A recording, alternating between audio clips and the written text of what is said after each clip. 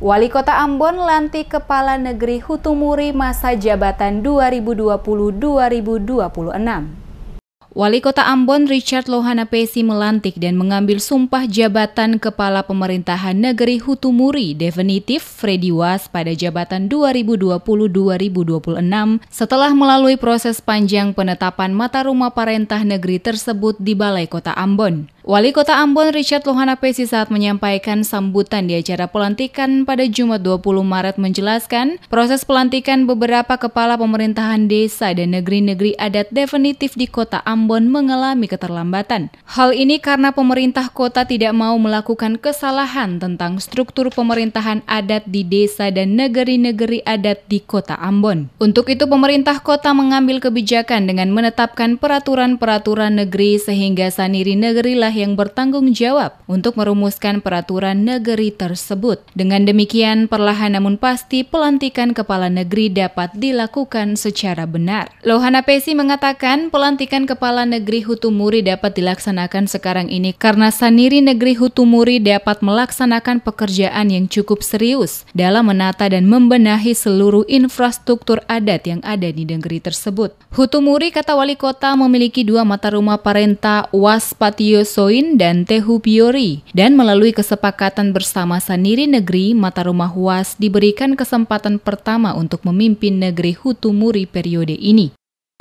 Saya tahu bagaimana beratnya saniri bekerja, pejabat bekerja, dan akhirnya sampai pada keputusan untuk ditetapkan Saudara Freddy Benjamin selaku Raja Negeri Hutumuri.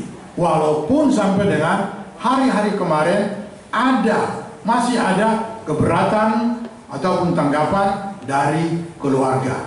Tetapi setelah saya mengkaji secara formal dari data-data yang ada, bahwa keberatan yang disampaikan itu memang beralasan karena dia merupakan bagian dari mata rumah perintah itu, tapi yang bersangkutan ini juga memiliki hak yang sama selaku mata rumah bagian daripada ahli waris yang bisa memimpin menjadi Raja Negeri Hutumuri.